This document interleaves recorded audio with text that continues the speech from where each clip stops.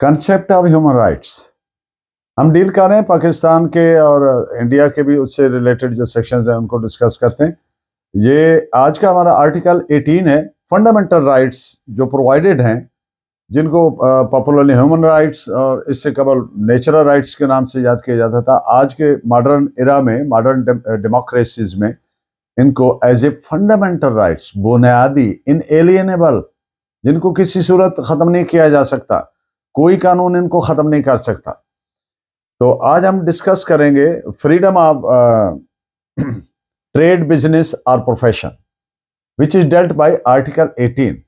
So firstly, I read out the language as the same is provided in the Constitution.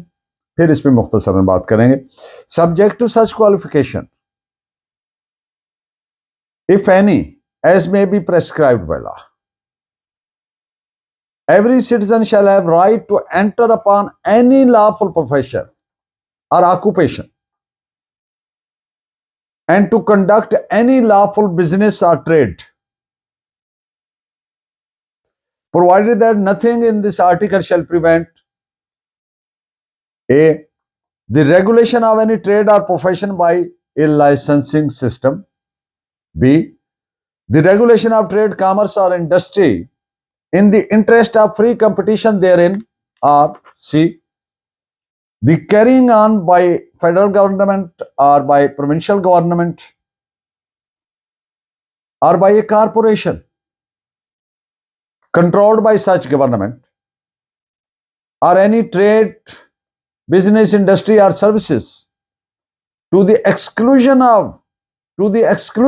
partial or complete, of other persons.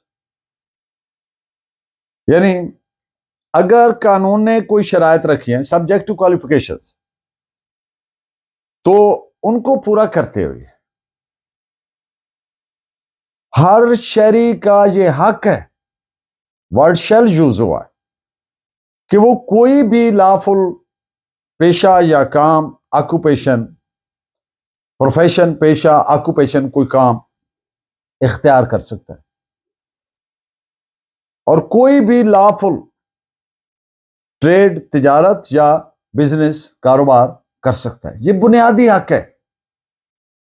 यहां पर एक छोटी सी मैं sharp सा contrast Indian constitution से दे दूं कि इंडियन कॉन्स्टिट्यूशन में लॉफुल वर्ड आर्टिकल नहीं है, जो उनका आर्टिकल 18 के एनालॉगस है आर्टिकल, उसमें वर्ड लॉफुल यूज नहीं है, जबकि पाकिस्तान के 1973 के कॉन्स्टिट्यूशन के आर्टिकल 18 में वर्ड लॉफुल है। आर्टिकल 18 नहीं रोकेगा 3 चीजों से। नंबर 1, किसी तिजारत या पेशा को लाइसेंसिंग सिस्टम के जरिए रेगुलेट करने से। ये बड़ी जरूरी चीज है, होनी चाहिए ये रेस्ट्रिक्शन। नंबर 2, तिजारत, कॉमर्स, इंडस्ट्री को रेगुलेट करना आजादाना मुकाबला की खातिर, in the interest of free competition, सेहतमंद मुकाबले की फिजा पैदा करना। इसकी इंटेंट क्या थी कि जो मोनोपोलीज हैं, जो इजारादारीज हैं, वो ना डेवलप हो जाएं। जो बड़ी पार्टी होती है वो छोटियों को हजम कर जाती है, खा जाती है। तो इसलिए कॉन्स्टिट्यूशन ने गारंटी दी फ्री कंपटीशन को इंश्योर किया जाए और इस तरीके से तिजारत, कॉमर्स, इंडस्ट्री को रेगुलेट किया जाए कि मोनोपोलीज की हौसला शिकनी की जाए। और नंबर सी है आर्टिकल 18 सब क्लास सी, किसी फेडरल गवर्नमेंट, वफाकी हुकूमत या सूबाई हुकूमत या कारपोरेशन, जिसे ऐसी कारपोरेशन जिसे फेडरल गवर्नमेंट या प्रोविंशियल गवर्नमेंट कंट्रोल करती है, किसी तिजारत, कॉमर्स, इंडस्ट्री या सर्विसेज को बाकी लोगों से हटाकर टू द एक्सक्लूजन, मुकम्मल तौर पर या पार्शली, जुज़वन, वो ये लोगों को हटाकर डील कर सकती है। यहां पे मैं एक मिसाल दे दूं to make it easy to understand.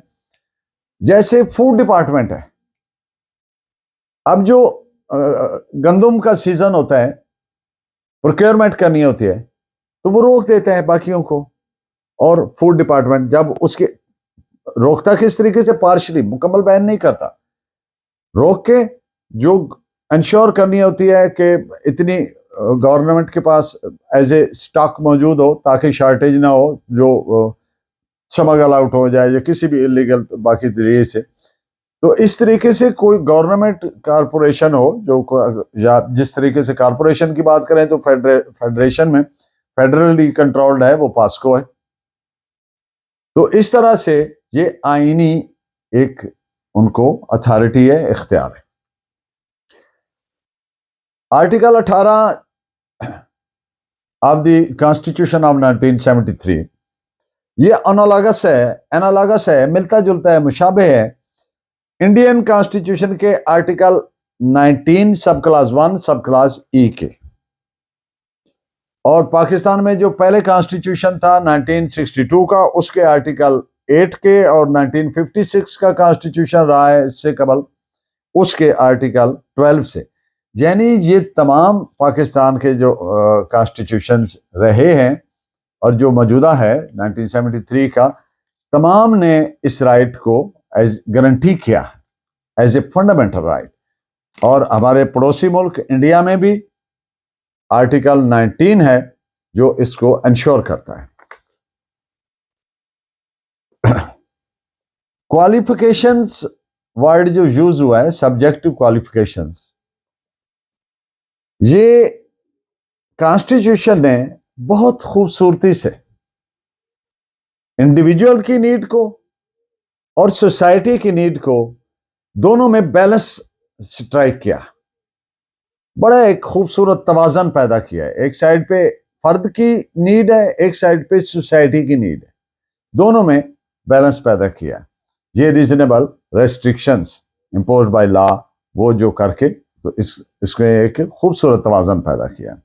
اس پہ اہم مقدمات آپ نوٹ فرما لیں اس آرٹیکل سے related. P L D 2005 Supreme Court 193, P L D 2014 Supreme Court page 1, P L D 2011 Supreme Court page 999 and P L D 2011 Supreme Court page 365. آپ کا بہت شکریہ. Please keep watching and guiding me by your valuable comments. اللہ نگہبان.